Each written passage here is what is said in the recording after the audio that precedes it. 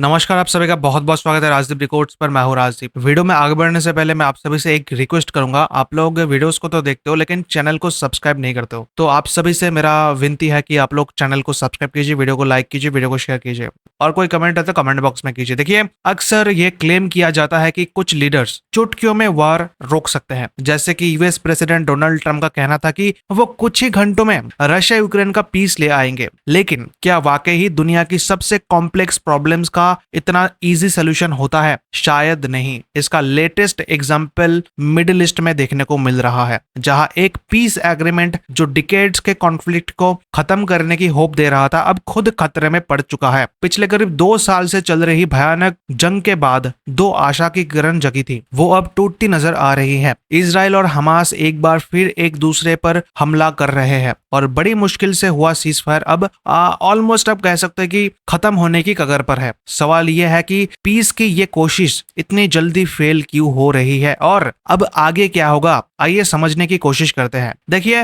अक्टूबर 2025 के मिड में America, Egypt, Qatar की लंबी कोशिश के बाद इजराइल और हमास के बीच एक फ्रैगाइल सीजफायर पर एग्रीमेंट हुआ था। लगभग 2 साल की भीषण लड़ाई जिसमें हजारों जाने गई, उसके बाद ये एक बड़ी रिलीफ की तरह आया था। इस एग्रीमेंट की फाउंडेशन कई इंपॉर्टेंट शर्तों पर टिकी थी। पहले फेज में हमास को बचे हुए इजरायली हॉस्टेजेस को रिहा करना था, जिसके बदले में इजराइल को भी पैलेस्टाइन कैदियों को छोड़ना था। एग्रीमेंट के तहत गाजा पट्टी में ह्यूमैनिटेरियन एड पहुंचाने और इजरायली सैनिकों की पार्शियल विथड्रॉल पर भी रजामंदी हुई थी। इसका मकसद सिर्फ कुछ समय के लिए जंग रोकना नहीं, बल्कि गाजा के फ्यूचर, उसके रिकॉन्स्ट्रक्शन और गवर्नेंस को लेकर एक परमानेंट सोल्यूशन का रास्ता तैयार करना था। लेकिन ये पीस ज्यादा दिन टिक नहीं सकी। पीस एग्रीमेंट के कुछ ही दिन बाद गाजा पट्टी एक बार फिर धमाकों से ढह गई। इजराइल ने आरोप लगाया है कि साउदर्न गाजा के रफा एरिया में हमास के फाइटर्स ने उनकी सेना पर हमला किया, जिसमें 2 इजरायली सैनिकों की मौत हो गई। इस घटना को सीजफायर का खुला वायलेशन बताते हुए इजरायली सेना ने गाजा पर जवाबी हवाई हमले शुरू कर दिए। इन हमलों में दर्जनों पैलेस्टाइन सिविलियंस के मारे जाने की खबर आ रही है। वहीं हमास ने इजरायली आरोपों को पूरी तरह से रिजेक्ट कर दिया। हमास का कहना है कि रफा के जिन इलाकों में हमले की बात हो रही है, वहां उनका अपने फाइटर्स से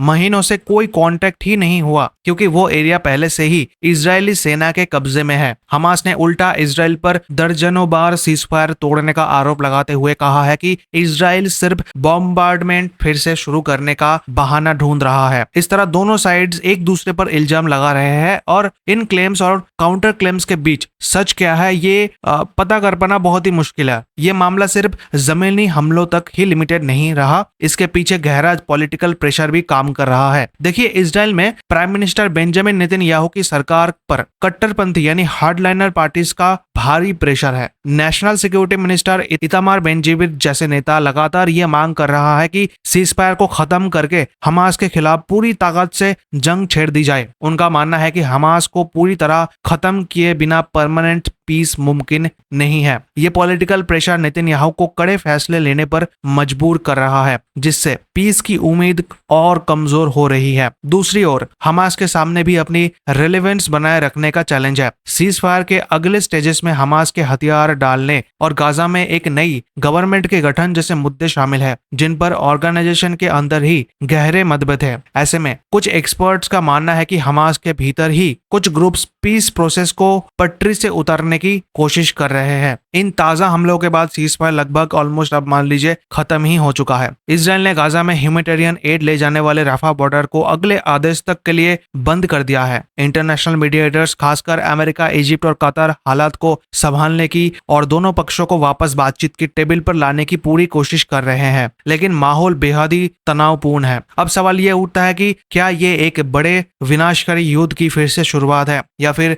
डिप्लोमेटिक प्रेशर एक बार फिर से काम करेगा और पीस लौट आएगी। फिलहाल गाजा का फ्यूचर अनसर्टेनिटी और अंधेरे में डूबा हुआ है। यह साफ है कि इस क्राइसिस की जड़ें डिकेड्स पुराने विश्वासघात, हिंसा और पॉलिटिकल दाव पेंच में है और इसका सलूशन आसान नहीं होगा। डोनाल्ड ट्रंप को जितना यह आसान लग रहा है उतना है नहीं। इस पूरी सिचुएशन पर आपकी क्या राय है, आपका क्या विचार है? क्या आपको लगता है कि इजराइल और हमास के बीच परमानेंट पीस कभी पॉसिबल हो पाएगी? अपनी राय हमें नीचे कमेंट्स में जरूर बताइए। अगर आपको ये वीडियो पसंद आया है तो वीडियो को लाइक करें, वीडियो को शेयर करें और कोई कमेंट है तो कमेंट बॉक्स में जरूर कीजिए। Thank you so much for watching this video.